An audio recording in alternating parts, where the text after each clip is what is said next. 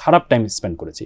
Market কিন্তু ড্রাস্টিকলি এত fall করে। Market has been very very resilient. Trading volume যদি আমি দেখি 1,000 কোটি টাকা হয়তো বা কারেন্ট ইকোনমিক সিচুয়েশনের ভ্যালুয়েশন জিনিসটা we have to let the market decide. ইন্ট্রিমের সময় যেরকম ক্র্যাকডাউন মোডে ছিল, এখন হয়তো বা তারা ওই লেভেলের ক্র্যাকডাউন মোডে নেই। আমাদের এই মার্কেটটা কিন্তু actually it's not a 15-year issue. In my opinion it's basically a 30-year issue. বাংলাদেশে সবাই মার্কেট মেকার ওয়ার্ডটাকে ইউজ করে, but they don't understand what market maker means. আমাদেরকে শেয়ার বাইব্যাক কিন্তু অ্যালাউ করা উচিত। ফিনপালসে সবাইকে স্বাগত জানাচ্ছি, আমি মাহফুজুল্লাহ বাবু। দর্শক, একটা দীর্ঘ ডাউনটার্নের পরে কিন্তু শেয়ার বাজারে আসলে প্রাণ ফিরে এসছে। আমরা বলতে পারি যে সব ধরনের বিনিয়োগকারীরাই মোটামুটি তাদের এফোর্ট বাড়াচ্ছেন। অনেক শেয়ার বটম থেকে একটা বড় পতনের পরে কিন্তু হায়ার হাই করছে, বাড়ছে, যে সেই যে পুরনো চেহারা। স্টুডিওতে আজকে আমার সঙ্গে আছেন মিডওয়ে সিকিউরিটিজের ম্যানেজিং ডিরেক্টর জনাব আশিকুর রহমান। আমরা তার কাছ থেকে একটু রিক্যাপ করব যে রিফর্মের একটা পিরিয়ড গেল যে ইন্টারিম সরকারের আমলে, সেখানে আবার যে ইনভেস্টররা বা মার্কেট পার্টিসিপেন্টরা বলেন যে একটা রেগুলেটরি ক্র্যাকডাউন এনভায়রনমেন্ট ছিল, সেখান থেকে একটু ব্রিদিং স্পেস এসছে। সব কিছু মিলিয়ে তার চোখে রিফর্ম কেমন, মার্কেট কেমন যাচ্ছে, এবং এই যে নির্বাচিত সরকারের সময় দেশের শেয়ার বাজারটার ফোরকাস্ট তিনি কী করছেন। আশিক ভাই, স্বাগতম। ধন্যবাদ। আমরা প্রথমে আসলে রিফর্ম নিয়ে আপনার সাথে অনেক কথা হয়েছে। তো এই যে রিফর্মের সেই অন্তর্বর্তী সরকার কতটা রিফর্ম দিয়েছে, যেটা আসলে আমরা যে পুঁজিবাজার দেখতে চাই সেটি কতটা পেয়েছেন আপনি? রিফর্মের জিনিসটা আমার কাছে মনে হয় সেটা হলো যে এটা তো একটা নেভার এন্ডিং প্রসেস। হ্যাঁ, 3টা মেজর রিফর্ম তো এসেছিল আপনার public issue rule, mutual fund, margin rules. সামনে আরও আসার কথা ছিল, বাট যেটা হয়েছে যে আই থিঙ্ক ইন্টারিম গভর্নমেন্টের মতনই কিন্তু রিফর্ম যে টাস্কফোর্স সব কিছুর কিন্তু কাজ একটা পয়েন্টে গিয়ে থেমে গেছে, বিকজ ফোকাস তখন ছিল ন্যাশনাল ইলেকশনের দিকে। At the end of the day I think রিফর্মটা has to be ongoing, because আমাদের মার্কেট কোনো ওয়েতে সাস্টেইনেবল একটা মার্কেট না। এই কয়েকদিন গিয়ে মানে মার্কেট উঠে, যেরকম 1 মাস আগে কিন্তু মার্কেট 1,000 কোটি টাকাতে এসেছিল টার্নওভার, তারপরে মার্কেটের একটা স্লো ডাউন হয়েছে। দ্যাট মিনস যে আমাদের একটা সিলিং হয়তো বা ট্রেডিং ভলিউম যদি আমি দেখি 1,000 কোটি টাকা হয়তো বা কারেন্ট ইকোনমিক সিচুয়েশন এরকম। So at the end of the day আমার কাছে যেটা মনে হয় যে এই জিনিসটা একটা কন্টিনিউয়াস প্রসেস। অ্যান্ড আমাদের মার্কেটে যদি আমরা একটু হিস্ট্রি দেখি, যে 2020কে যদি আমরা একটা পয়েন্ট অফ রেফারেন্স হিসাবে যদি আমরা শুরু করি, 2020 থেকে কি হয়েছে যে মার্চ মাস থেকে জুন মাস পর্যন্ত মার্কেট বন্ধ ছিল, যেটা অলমোস্ট 20-30 বছরে এরকম হয়নি, বিকজ গ্লোবাল প্যান্ডেমিকের জন্য। তারপরে বিকজ মোস্টলি ইন্টারেস্ট রেট এত লো হয়ে গেছে, বিলো 6% চলে এসেছে, মার্কেটের একটা ম্যাসিভ র্যালি শুরু হয়েছে। অ্যান্ড এই র্যালি হতে হতে তখন যেটা হয়েছে যে মার্কেট একটু ওভারহিটেড পজিশনে চলে যাচ্ছে, বাট স্টিল মার্কেটের একটা মানে মানুষজনের একটা পার্টিসিপেশন ছিল, ইনভেস্টারদের পার্টিসিপেশন ছিল। হঠাৎ করে রাশিয়া ইউক্রেন ওয়ার হয়ে গেছে, এনার্জি ক্রাইসিস শুরু হয়ে গেছে, আনসার্টেনটি ওয়ার্ল্ডে শুরু হয়ে গেছে, রিজার্ভ ক্রাইসিস শুরু হচ্ছে আমাদের। অ্যাবসলিউটলি রিজার্ভ ক্রাইসিস শুরু হচ্ছে, মানে তখন হচ্ছে, বিকজ এফএক্স স্টিল এখনও 85-এর উপরে মানে ক্রিপ আপ করা শুরু করছে টাকা। Regulator did a massive mistake, floor price দিয়ে দিয়েছে, যেটা 2 বছর ছিল। এই যে পেন্ট আপ বিল্ড আপ, যে 2 বছর আপনি অ্যাকচুয়ালি মার্কেটের মধ্যে ফাংশন করতে দেননি, তার মেইন কারণে কিন্তু পুরো মার্কেটের ডাইনামিক্স চেঞ্জ হয়ে গেছে। ইনভেস্টার সাইকি, মেন্টালিটি, কীভাবে তারা বিনিয়োগ করবে, কীভাবে তারা ট্রেড করবে, কমপ্লিটলি চেঞ্জ হয়ে গেছে। অ্যান্ড দেন যে সরকার ছিল, ওই সরকার দে লেফট August 5th, একটা ইন্টারিম গভর্নমেন্ট এসেছে, 2 বছর তারা ছিল, they left. Now we have an elected government with a very strong mandate. So I think market গত 6 বছরে মানে ম্যাসিভভাবে জিওপলিটিক্যাল সিচুয়েশন, ইকোনমিক সিচুয়েশন, সব কিছু মিলিয়ে কিন্তু মার্কেট অনেক রকম ডাইনামিক্সের মধ্যে গিয়েছে। তো এখানে কিন্তু আমাদেরকে মানে মার্কেট বারবার শো করেছে যে this is not a sustainable market, we need a lot of changes in the market. So I think এই সরকারের মধ্যে, অ্যান্ড শুধু সরকার না, বিসেক, আমাদের মার্কেট ইন্টারমিডিয়েটস, আমাদের সবাইকে রেকগনাইজ করতে হবে যে ইটস ভেরি ইম্পর্টেন্ট যে আমাদের এই রিফর্ম প্রসেসটা কন্টিনিউ করতে থাকবে, বাট সাথে সাথে at the same time market development, market momentum এগুলি ধরে রাখতে হবে।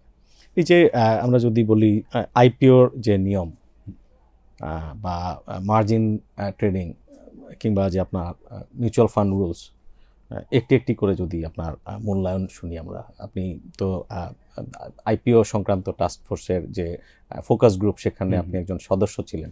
আপনারা নানান পক্ষ থেকে নানান ওপিনিয়ন আপনারা দিয়েছিলেন, আর সেগুলো কি কতটা রিফ্লেক্টেড হয়েছে শেষ পর্যন্ত সেই মেজরিটি হয়েছে, বাট আমরা একটা জিনিস আমরা কয়েকটা জিনিস আমরা চেয়েছিলাম আমাদের সাবমিশনের মধ্যে ছিল, বাট আই থিঙ্ক আমি যেটাতে সবচেয়ে বড় ডিসঅ্যাপয়েন্টেড সেটা হলো যে ভ্যালুয়েশন মেট্রিকটা।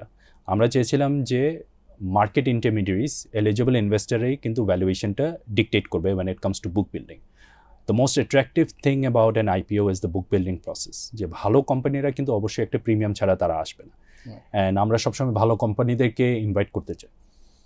সো আপনি যখন এটা অ্যাপ্রোচ করবেন, you have to value those companies, and valuation is an art. There is no science or there is no exact metrics. আপনি বিভিন্ন মেট্রিক্স নিয়ে কিন্তু ভ্যালুয়েশন করতে পারে। আমার কোম্পানি একটা কোম্পানিকে একরকম ভ্যালুয়েশন করতে পারে, আমার কাউন্টার পার্টি হয়তো এটাকে আরেক রকম ভ্যালুয়েশন করতে পারে, আর ইস্যুইং ম্যানেজার একরকম চিন্তা করতে পারে, ইস্যুয়ার যারা আছে তারা হয়তো বা একটা প্রাইস আছে।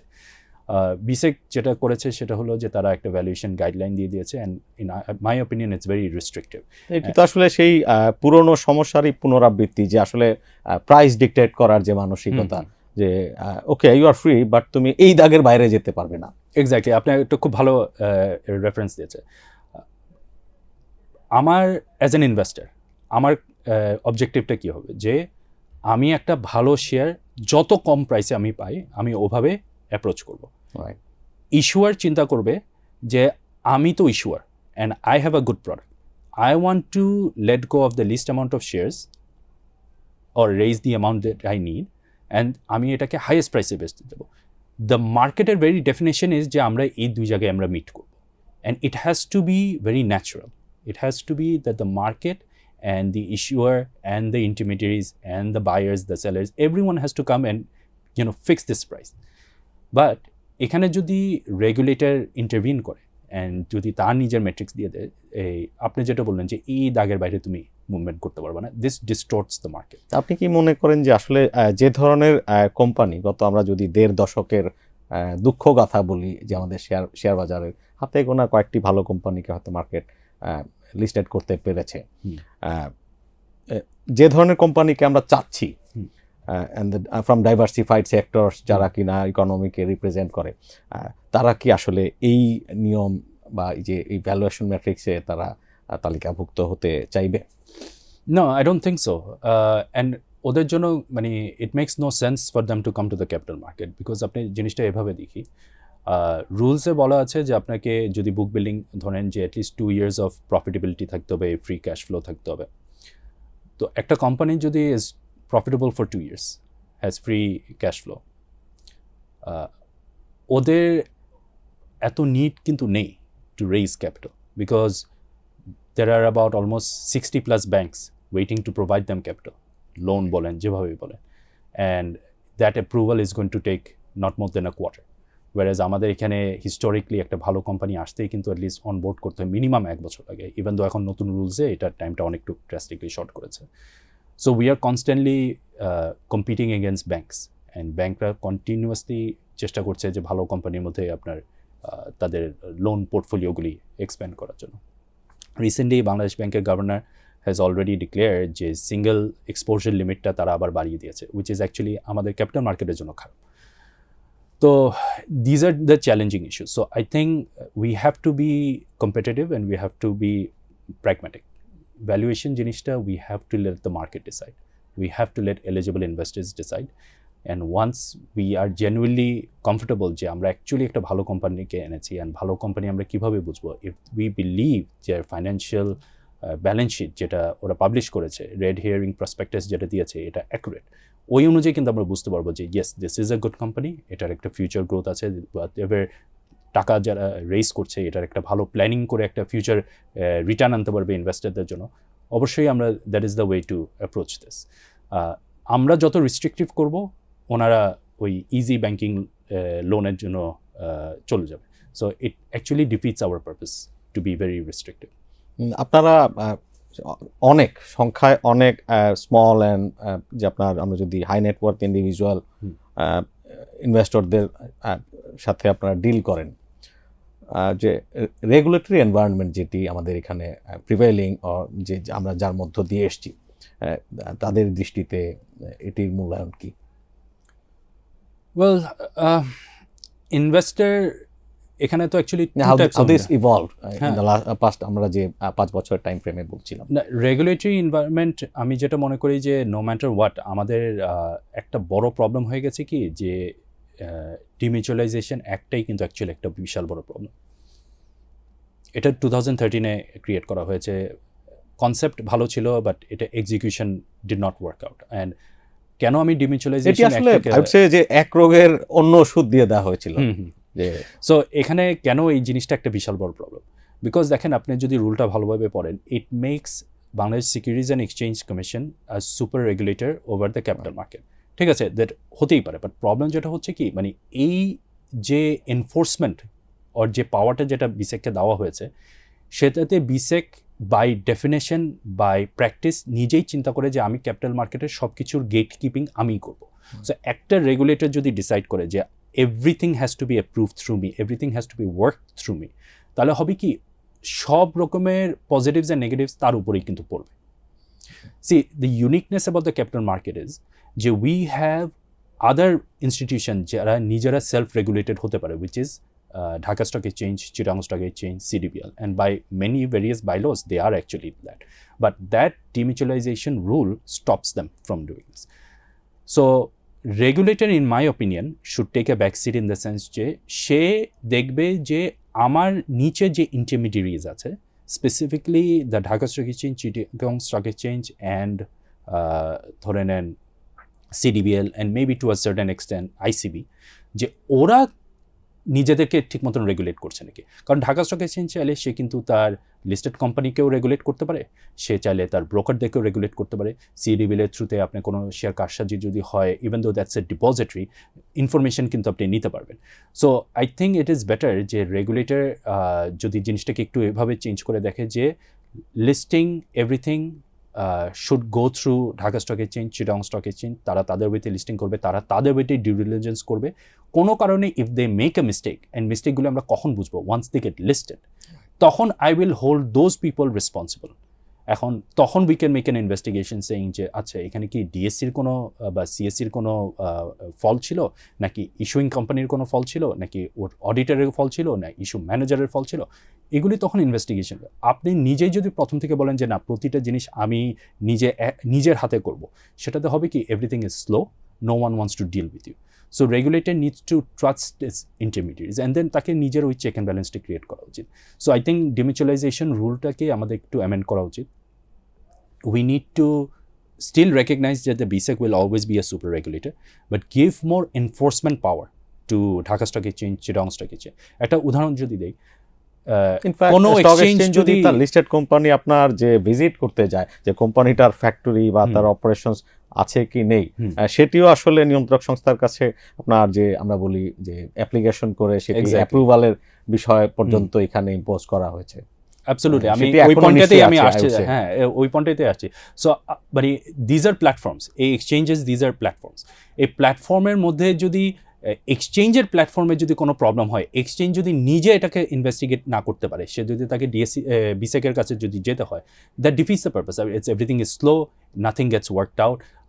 So I don't understand why BSEC feels যে তাকে সব কিছু রেসপন্সিবিলিটি নিতে হবে। They should simply decide যে we as a regulator আমার ইমিডিয়েট যে ইন্টারমিডিয়েটস আছে আমি তাদেরকে রেগুলেট করব, ইন দ্য সেন্স যে I will ask them to self regulate as well.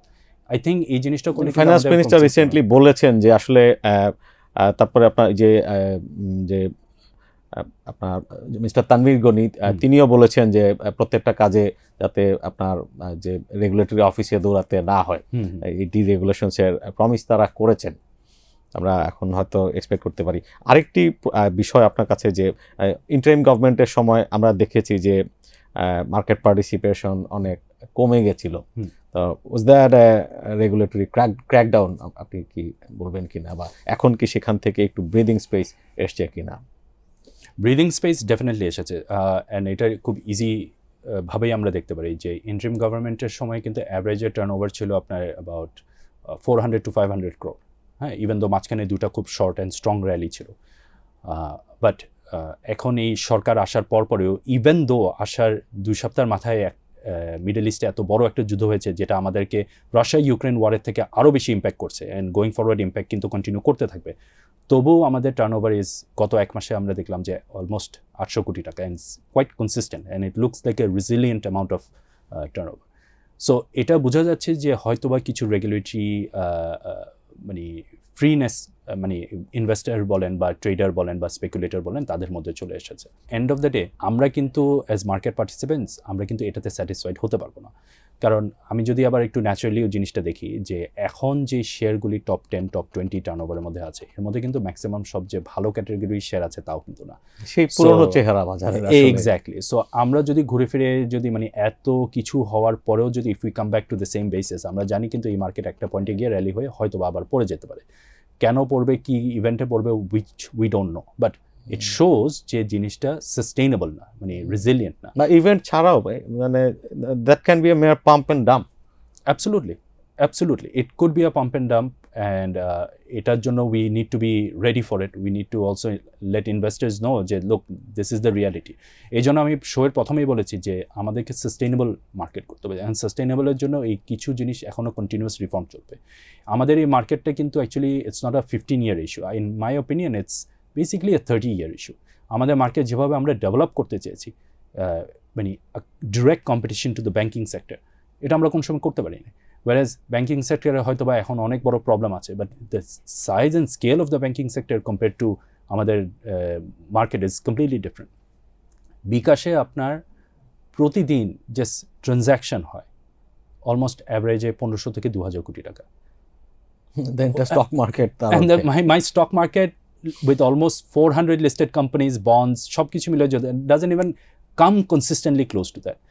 And bKash technically মানে মানুষজনের ট্রাস্ট আনতে পেরেছে। আমাদের দেশে তো মানুষজন এই যে কোনো ফিজিক্যাল লোকেশন যদি না থাকে কেউ ট্রাস্ট করে না, ওয়ারেজ সে যে কোনো একটা রোড সাইডে একজন এজেন্ট বসিয়ে কিন্তু সে ওই ট্রাস্টে বিল করেছে, because consistent service, consistent messaging, trust, এই ট্রাস্টে বিল করা।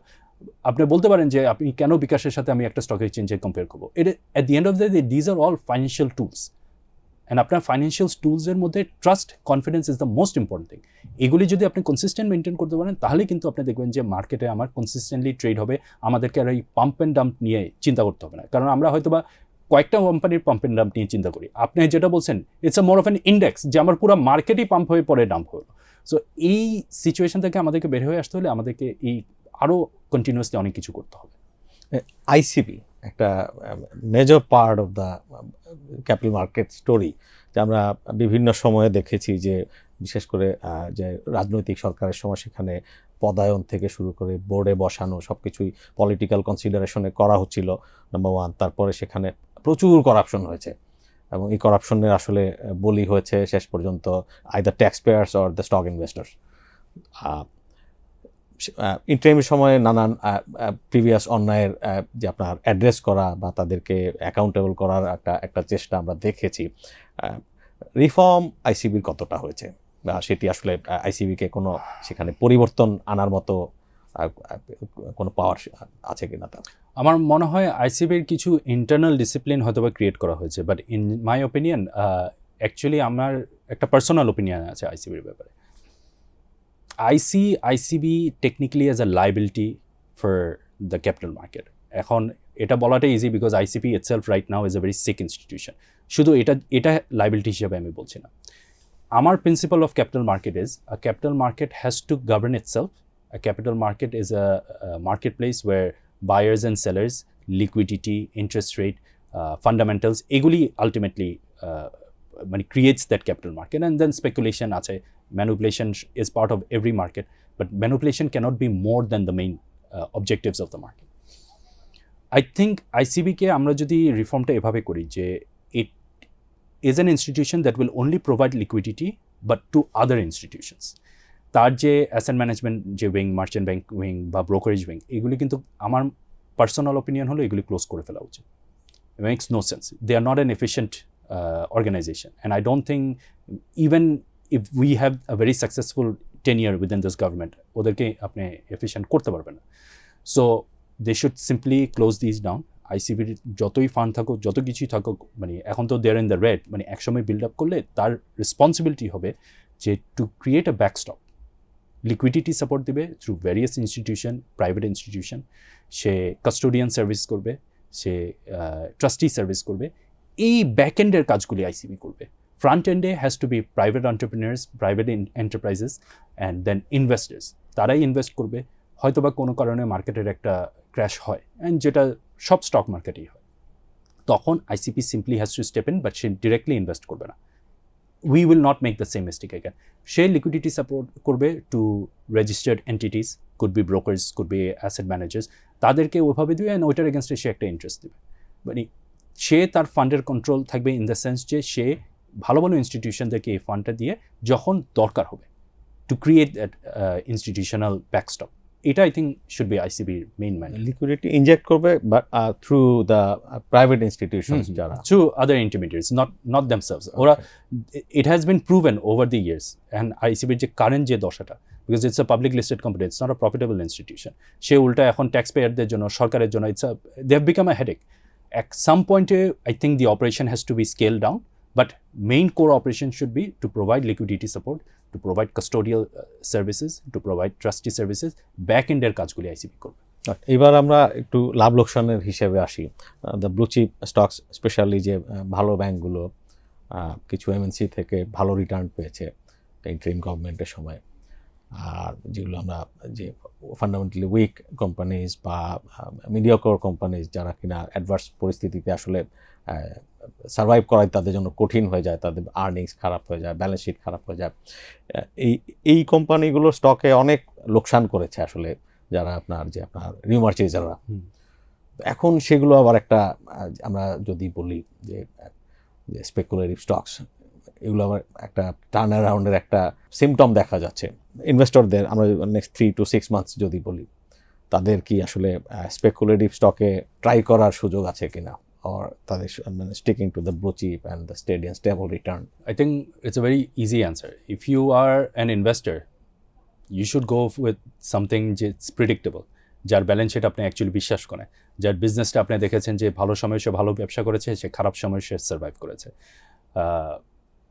that is the most logical thing if you are a speculator you can speculate anytime আপনি ভালো টাইমেও স্পেকুলেট করতে পারেন আপনি খারাপ টাইমেও স্পেকুলেট করতে পারেন বাট আমরা একটু যদি ফান্ডামেন্টালের ব্যাপারটা বলি যে কেন এখন মানে 800 কোটি টাকার মতন টার্নওভার হচ্ছে on an average basis but ভালো ভালো লার্জ পেইডা মানে লার্জার ফ্লোট কোম্পানিগুলি কেন কন্টিনিউয়াসলি বাড়ছে না বা ওইখানে অ্যাক্টিভিটি বেশি নাই কেন মানে টপ 10-এ যদি আমি দেখি ওরা মাঝে মধ্যে ঢুকে and then they drop out right এটা is more to do with a lot of market dynamics because আপনার মার্কেটে এখনও পর্যন্ত ইন্টারেস্ট রেটস আর extremely high so cost of fund is high large ইনভেস্টাররা কিন্তু অ্যাটলিস্ট আমাদের ব্রোকারেজের থ্রুতে আমরা কিন্তু দেখছি না যে তারা বড় বড় পজিশন বিল্ড করছে in this blue chip companies ওদের জন্য এখন একটা জিসেকের মধ্যে আপনার 2-year বন্ড বলেন 5-year বন্ড বলেন gives you a risk free return of over 11% and likely হয়তো বা রেটস সামনে একটু বাড়তেও পারে হ্যাঁ বেশি হয়তো বা বাড়বে না বাট মানে উই আর বেসিকলি একটা high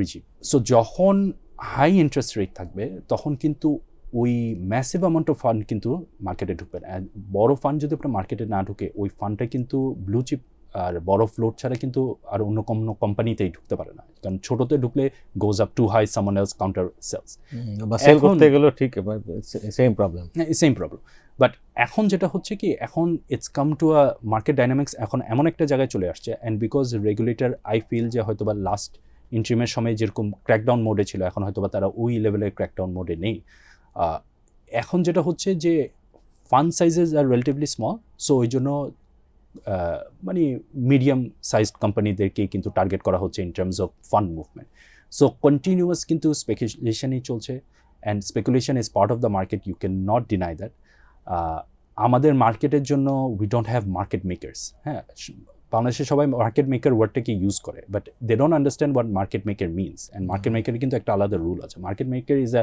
actual institution designated to provide liquidity support to a specific stock so not যে একটা প্রাইস বিল্ড করা প্রাইস রেফারেন্স সেট করা নো ইটস নট দ্যাট তাদের কাজই হলো যে মার্কেটে কোনো সময় লিকুইডিটি মিসম্যাচ হতে পারবে না lack of liquidity is what is a worst thing for a stock market, and আমাদের দেশে this is a persistent problem. So আমাদের লিগালি কোনো মার্কেট মেকার নেই। আমাদের আমি বলবো যে আরেকটা জিনিস হয়তো আমাদের করা উচিত, বিকজ আমাদের অনেকগুলি বড় বড় কোম্পানি আছে, বাট তাদের they have a lot of cash on reserve, but সে হয়তো বা ডিভিডেন্ড দিচ্ছে, সে হয়তো বা ডিভিডেন্ড দিচ্ছে না, চিন্তা করছে যে আমি ক্যাশ বিল্ড আপটা রাখি। But if they want to drive up their value, আমাদেরকে শেয়ার বাইব্যাক কিন্তু অ্যালাউ করা উচিত। শেয়ার বাইব্যাক করলে এটা এরকম না যে আপনাকে ফোর্স করতে হবে কেউ শেয়ার বাইব্যাক করবে, that's a very wrong concept. Share buyback হলো ইফ দ্য বোর্ড ডিসাইডস যে তার যে লেভেলের রিজার্ভস আছে, অ্যান্ড ইফ দে ফিল যে নো ইউ নো হোয়াট, আমার মার্কেটের liquidity numbers of free float is too high, I want to return shareholder value in a more efficient way, আমি market থেকে শেয়ার কিনে I will destroy those shares. This will create a dynamism, and only বড় বড় company with a lot of reserves are only going to be able to do that. এটা যদি আমরা allow করি, দেখবেন যে আপনার মার্কেটের ডাইনামিজমটা বাড়বে, ওই ব্লু চিপ কোম্পানির পিছনে কিন্তু আলটিমেটলি ফান্ডগুলি ঢোকা শুরু করবে।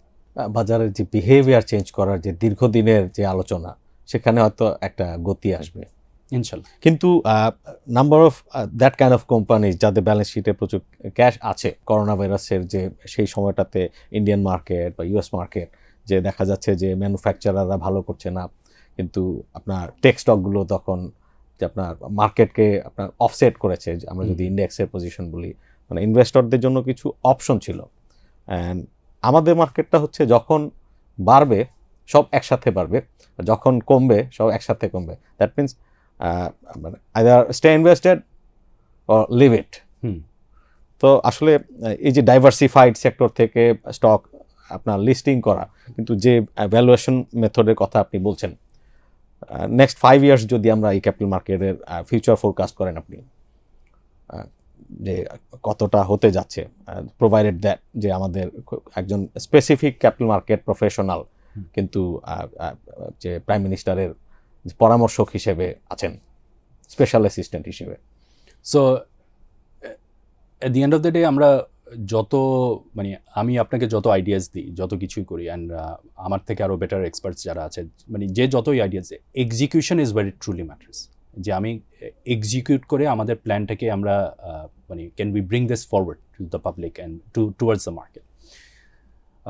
আই থিঙ্ক রাইট নাও একটা চেঞ্জ হচ্ছে, বিকজ এরকম একটা specific adviser with a lot of experience ওনাকে আনাতে আই থিঙ্ক মানে ইট শোজ যে definitely from the government, from the PM's point of view, যে they are very serious about the capital market. মানে সময় লাগছে, but they want to do it right. So আমি এটাকে অ্যাপ্রিসিয়েট করি। যদি আমি 5 বছরের টেনিয়ার হিসেবে দেখি সরকার হিসেবে, next 2 years is going to be tough. And এটা আমাদের ফাইন্যান্স মিনিস্টার কিন্তু ওপেনলি বলেছে যে বিকজ আমাদের he's very frank and উনি he is saying the right things if you really think about it, because ওনারা তো প্রবলেমটা বুঝছে।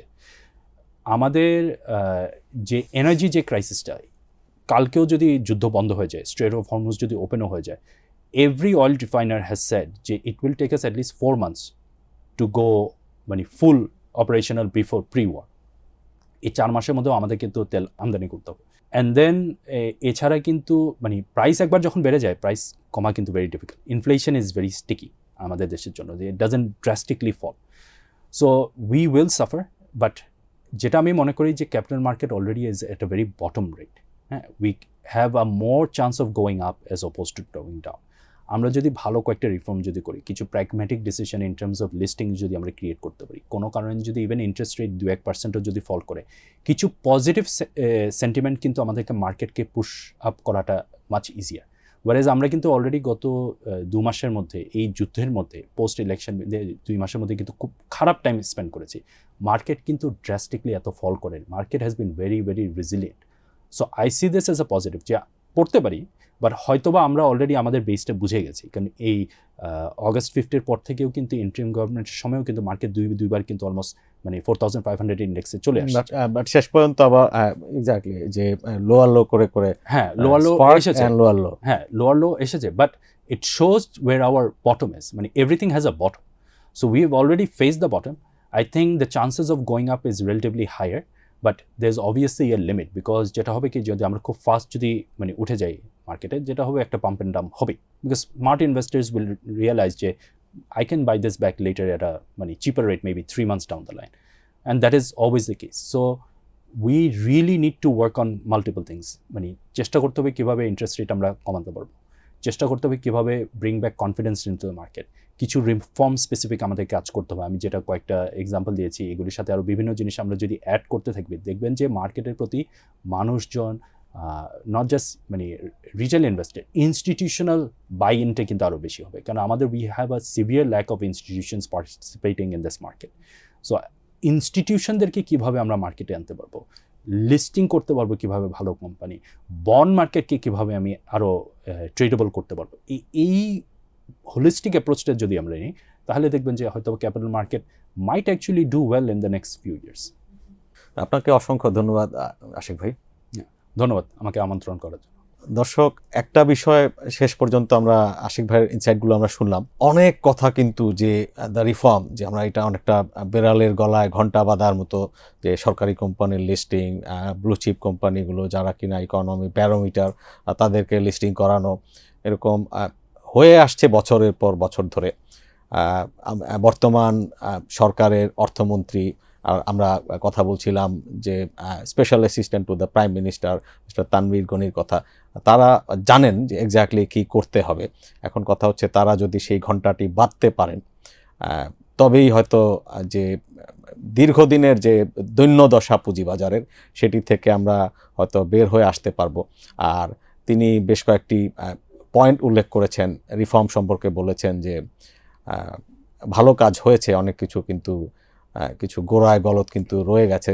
ফর এক্সাম্পল, আইপিওর যে একটি কোম্পানি যখন বুক বিল্ডিংয়ে আসবে, সেটির দাম মার্কেট বেসড না হয়ে যে আইপিওর প্রাইমারি শেয়ারের প্রাইসটা হবে হচ্ছে নিয়ন্ত্রক সংস্থার বেঁধে দেওয়া ফর্মুলা অনুযায়ী। তো ফর্মুলার সেই যে আপনার দর্শন, এটি থেকে আমরা বের হয়ে আসতে পারিনি। দেখা যাক সামনের দিনে সরকার, এই নির্বাচিত সরকারের সময় সেটি কি হয়। অনুষ্ঠানটি ভালো লাগলে লাইক করবেন, শেয়ার করবেন।